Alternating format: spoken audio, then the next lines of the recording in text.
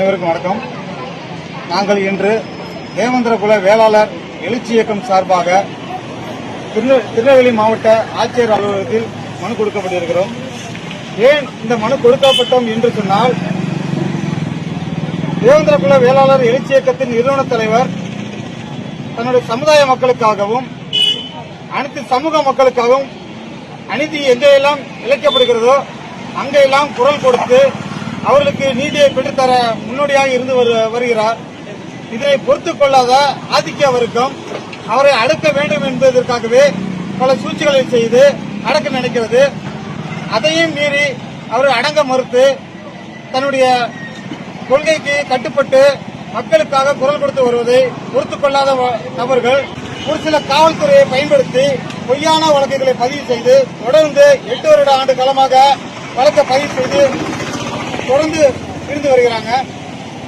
இந்த பொய் வழக்கு பதியப்பட்டதையும் நாங்களும் நீதிமன்றம் மூலமாக வினை கேட்டு மனு தாக்கல் செய்து அவரும் தொடர்ந்து தன்னுடைய பணிகளை மக்களுக்காக செயல்படுத்தி வருகிறார். இதனையும் பொறுத்துக் கொள்ளாம தொடர்ந்து காவல்துறையை ஏவி காவல்துறை எதற்காக இந்த பொய் வழக்கை பதிவு பண்றாங்கன்னு தெரியல. இல்ல காசு பணம் ஆதாயத்துக்காக வாங்கிட்டு வழக்கு பதிவு பண்றாங்களா, இல்ல அரசியல்ல கண்ணபுரம் வளர்ந்துடக்கூடாது, அவங்க அமைப்பு வளர்ந்துடக்கூடாதுன்றதுக்காக வழக்கு பதிவு எங்களுக்கு ஒரு கேள்விக்குறியா இருக்கிறது. ஏன் இந்த கேள்விக்குரிய 3 கேள்வியை நாங்கள் எழுப்புறோம் என்று சொன்னா, ஒரு 30ஆம் தேதி வரைக்கும் நீ அக்டோபர் 30 வரைக்கும் நீங்க இருக்க வேண்டாம், நீங்க அமைப்பு பண்ணிக்கலாம், நீங்க வெளியில போய் பயணம் செய்யுங்கன்னு சொல்லி திருநெல்வேலி மாவட்ட காவலர்கள் சொன்னது இணங்க அவர் திருச்சியில அமைப்பினுடைய பொறுப்பாளர் இல்ல திருமணத்துக்கு வருகிறாரு.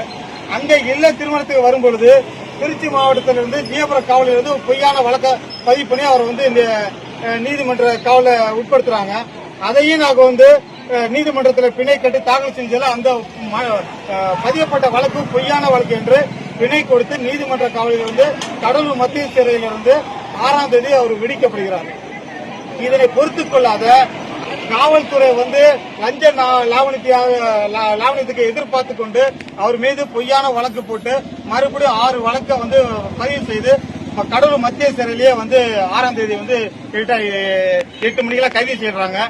இந்த வழக்கு பதியப்பட்ட விவரமே எங்களுக்கு தெரியாது, எங்கிட்டையும் சொல்ல கிடையாது.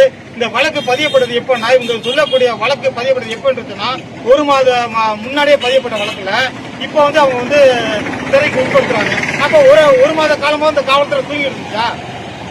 அப்ப யாரை கேட்டு நீங்க இப்ப கஸ்டடி எடுக்க வரீங்க? இப்ப 1 மாதம் தூங்கிட்டு இப்ப 1 மாசம் கழிச்சு கண்ணபுரான கைது நடவடிக்கை மேற்கொண்டது இருக்கு. அப்ப நீங்க அவர் குற்றம் செஞ்சிருந்தாருன்னா அந்த குற்றம் செஞ்ச அன்னைக்கே நீங்க கைது பண்ணிருக்கோம்ல.